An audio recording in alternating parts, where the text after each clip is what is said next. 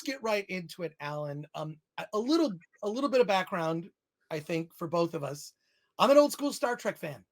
I love Star Trek, the original series.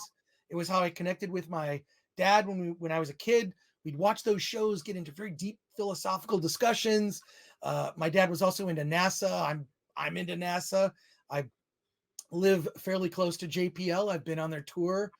I I love stories that take an idea like what would happen in the world, in society, if this existed. And Star Trek explored ideas. The original series, Can Lightning Strike Twice? Next Generation came out, and it was slow going in the beginning.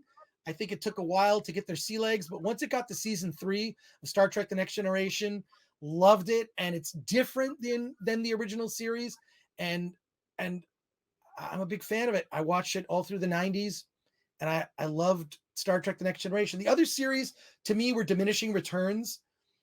Voyager had some good stuff.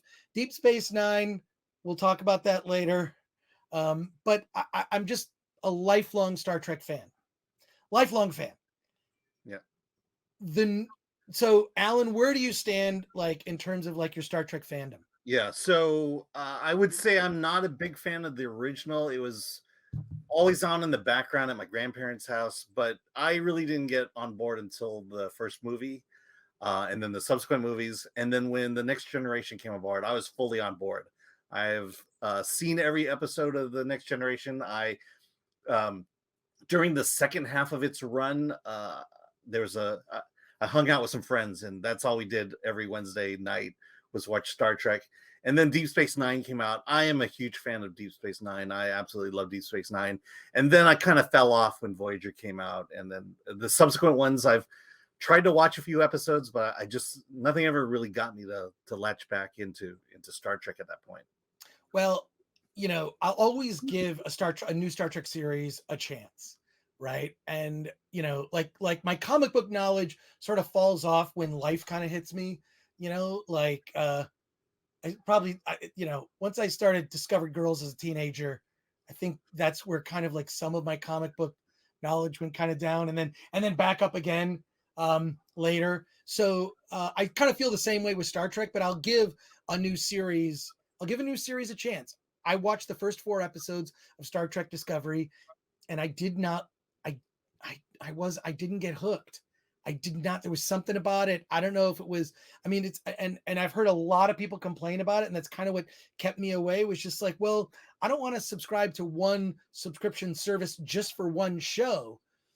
I mean, I did the trial version of Paramount Plus just to check it out, and was kind of underwhelmed. This has gotten me more interested because it's about the Enterprise, the Starship Enterprise, and there are familiar characters, right? You've got Captain Pike, Spock, Uhura, Yeah. number one. Chapel, there's Chapel. Chapel is in it. I don't know how I feel about it. I mean, it's very different. I will say this. Maybe we can do the good, bad, and the ugly.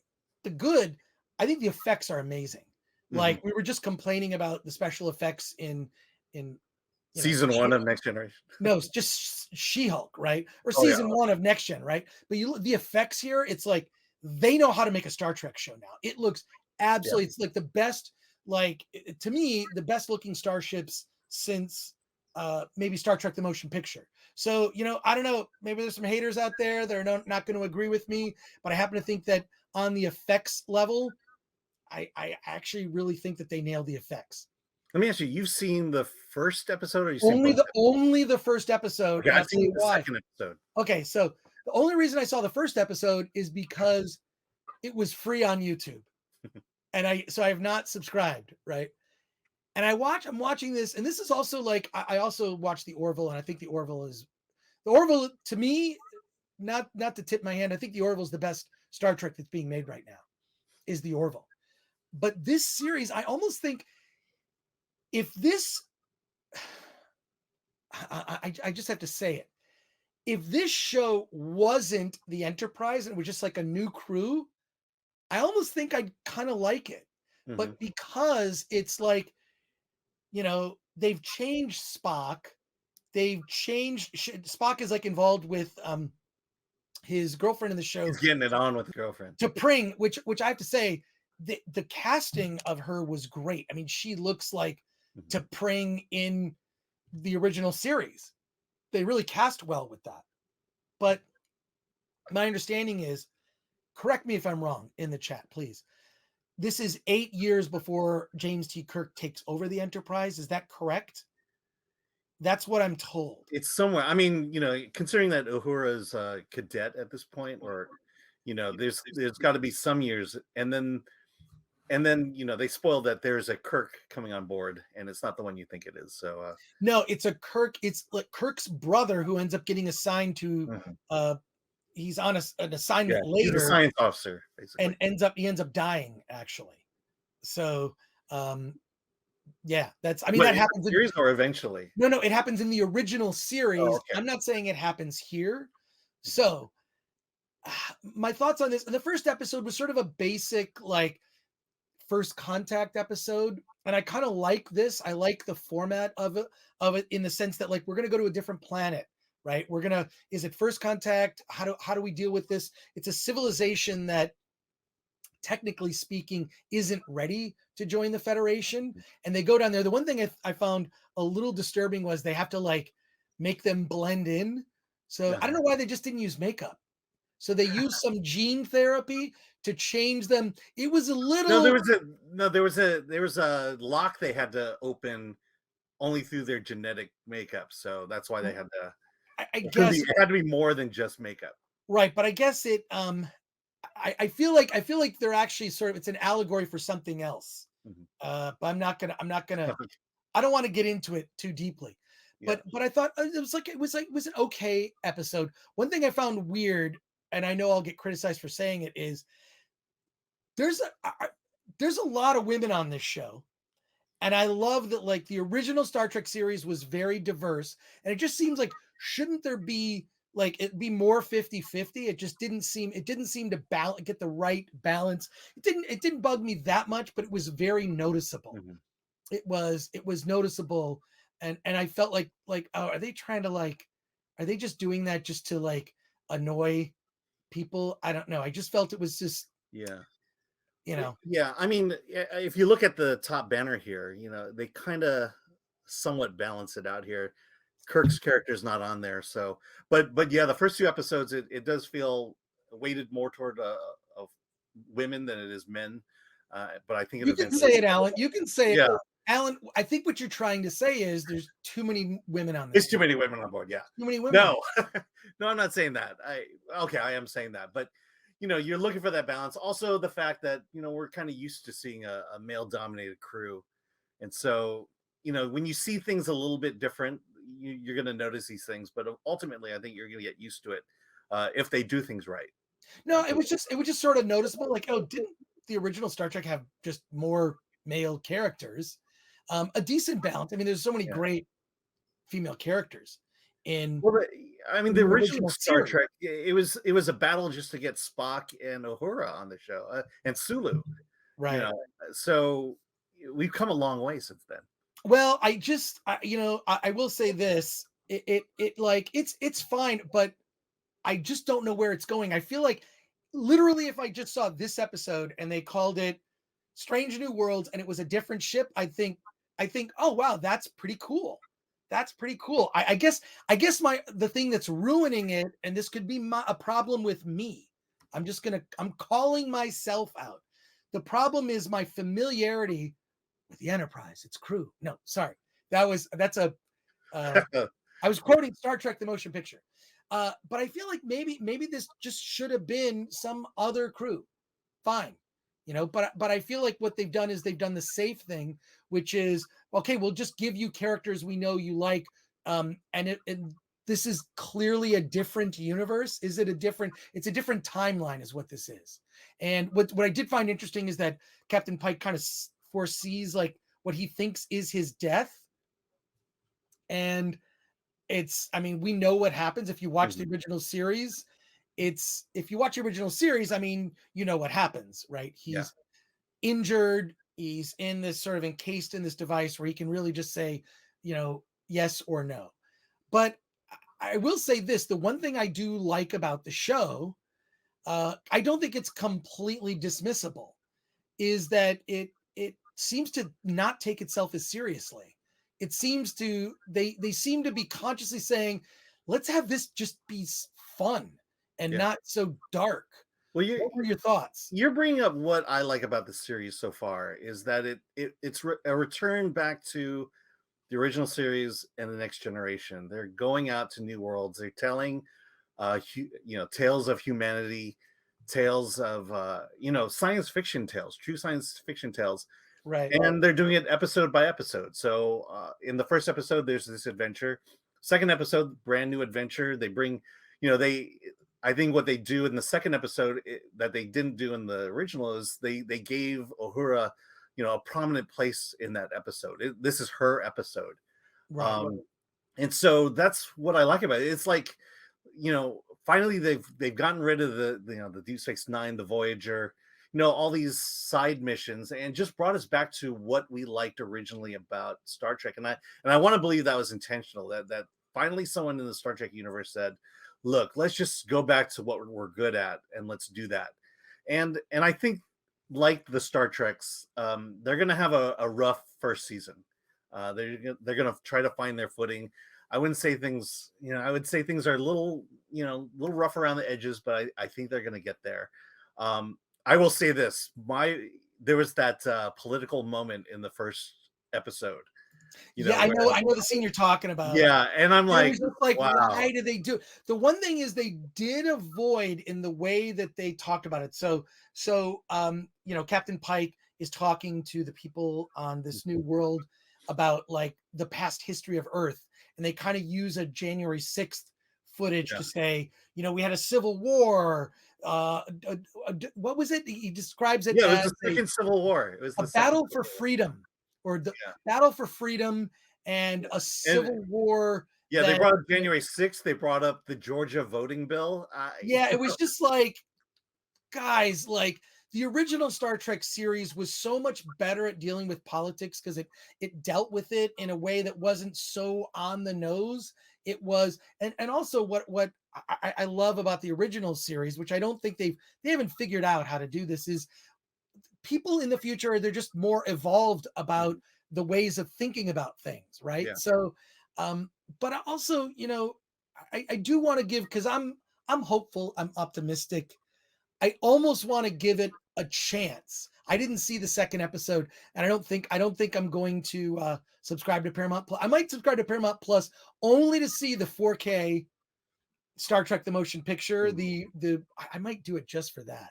Yeah. But, and then also, this is someone brought up in the chat. We'll get to your chat comments in just a moment. And by the way, there are over 300 people watching right now. Smash that like button, subscribe to the channel if you don't already subscribe, and thank you for your support.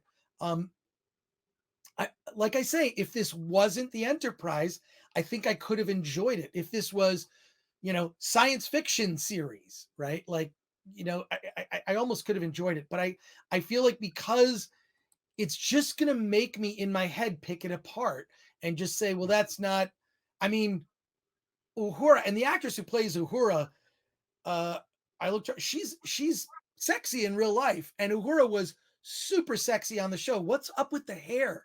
Like, this is a real nitpick.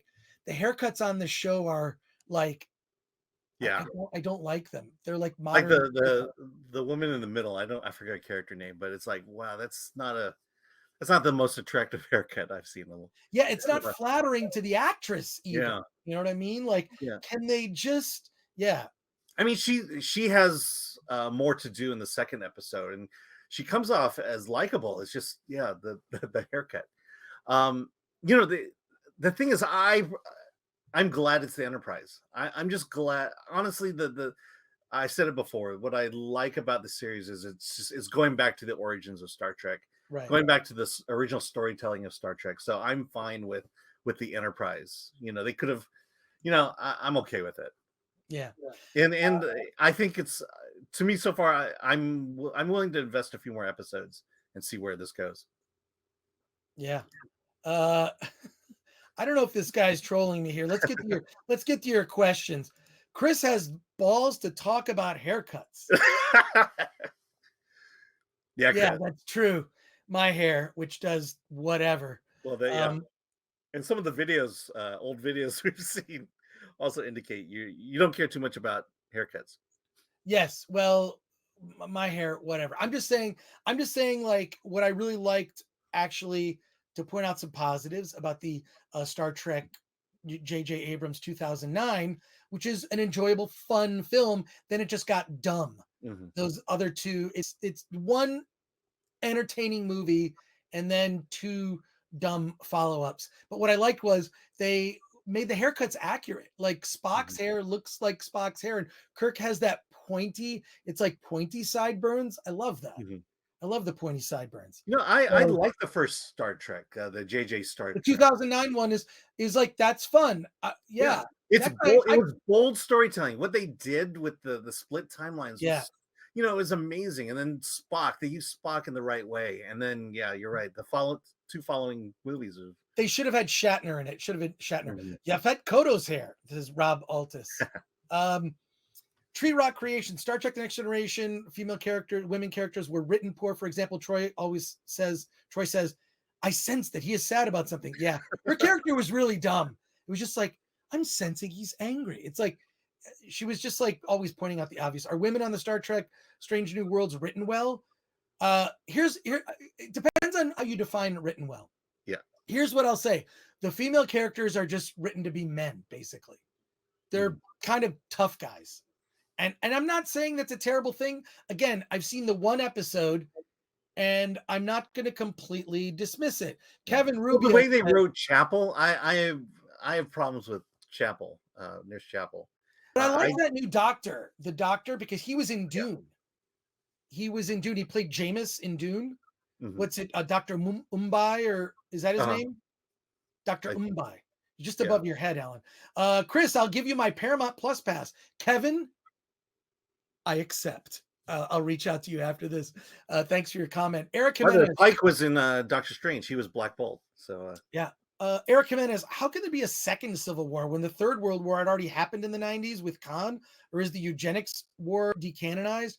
They weren't very specific. It was this sort of broadly, they showed footage and then just made this connection of, they tried to draw that connection. I think it was terrible choice. Well, as you know, that the people who stormed the Capitol on January 6th, they got access to nuclear weapons and then began. Right. Yeah. And Kevin Rubio says, you know what's different about this? Parentheses, Pike foreshadowing death excluded. It presents a hopeful future. Yeah, yes. That's what I like about this. Absolutely. It's the one thing I like Star Trek Discovery. I just could not get into it. It just was like Picard. I've been watching, I have not watched Picard. I've watched all of the Red Letter Media episodes talking about Picard, and oh boy, it looks awful. Yeah. But yeah, Ken Rubio says it presents a hopeful future. Yeah, absolutely. Yeah, it's like, that's what Star Trek was. It's hopeful. It's let's try to solve these problems. We're going to encounter, adversity, and there's going to be, if this is true to whatever timeline, some of these characters are not going to make it. Mm-hmm. Maybe they get assigned on other ships. Stuff happens, but we know Pike's fate, and if they stick true to that, foreshadowing of it. I will say the opening of the first episode of the series, I was getting nervous because we're presenting Pike as this kind of damaged captain, and I'm like, oh, are we gonna get a captain that's gonna be moping around all the time, worried about what his next meltdown, so to speak. JC says, I was just watching some OG Trek. We call it the original series. It's described as TOS. If you put it, TOS is the correct way. Sorry about that. They had LCD panels very clearly throughout. It looked perfect. LCD. Oh, you might be talking about The Next Generation. I don't know which one you're talking about. In the original series of Star Trek, they had dials. I mean, they literally had no one will remember. They had like dials that move. Anyways, Placid Phoenix says, so there is a third world war and Stacey Abrams becomes God Emperor. Different universe. That's Dune. She would have to be, forget it. That's a Flaccid Phoenix. Thank you for your deep cut there. Derek Douglas is back. It says TNG started out communist. It kind of did. Like, you know, I will say communism works if you have unlimited resources, and the replicators being able to create food out of nothing.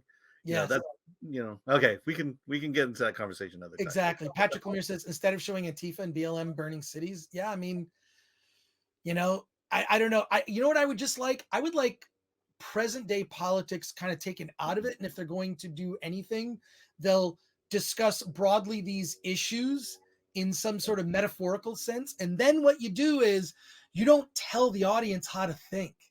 This is sort of the this is why a lot of this entertainment is being rejected, is because it's telling you how to think rather than presenting this and allowing the viewer to come to their own conclusion.